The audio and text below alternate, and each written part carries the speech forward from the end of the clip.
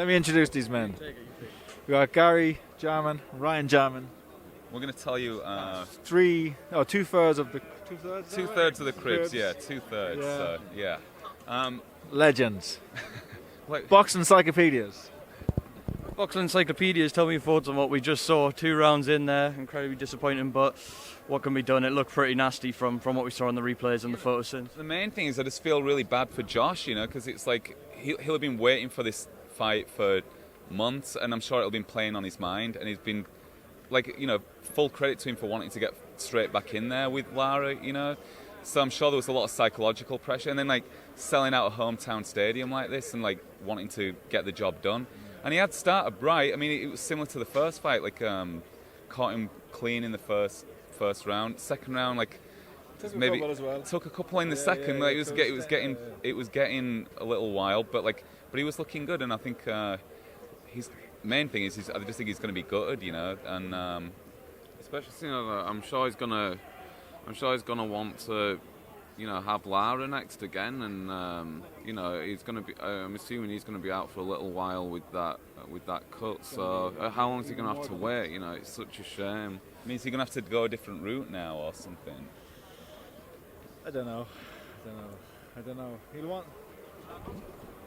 He'll want the fight, won't he? Again, people want to see it again. Yeah. But like you said, it's a good point. Is that that the cut will delay everything. So that frustration of having unfinished business is just in any walk of life, you want to put it right, especially for someone like him who feels like if he'd have boxed his fight in the first fight, things would have been different. So, yeah.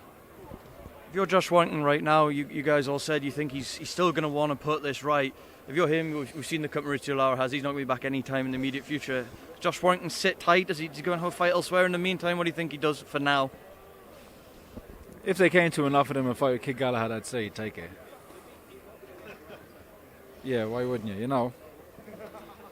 But it depends what's on offer. You will want it. You can always get revenge for that fight. You might never get revenge because you might never beat Lara, but that's the way boxing goes. So, I think if there's a big regional fight like what you're saying with Galahad, that will sell, it would make sense to make it, because the Lara fight will be there for him after that, assuming he comes through that fight. Because people are going to want to see the Lara fight again. It's unfinished business, and the first one was so good. How are you guys feeling after playing out a sold-out show in Halifax last night? Well, it was pretty awesome.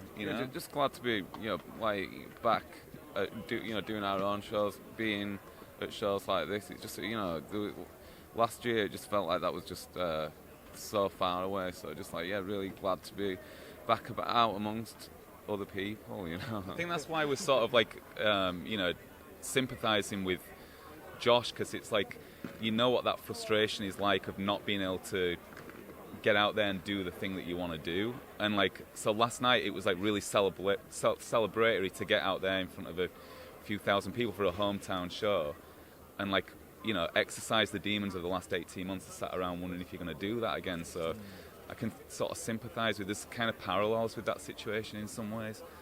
Very different, obviously. Well, I've been Andy Lee, you've been the Cribs. You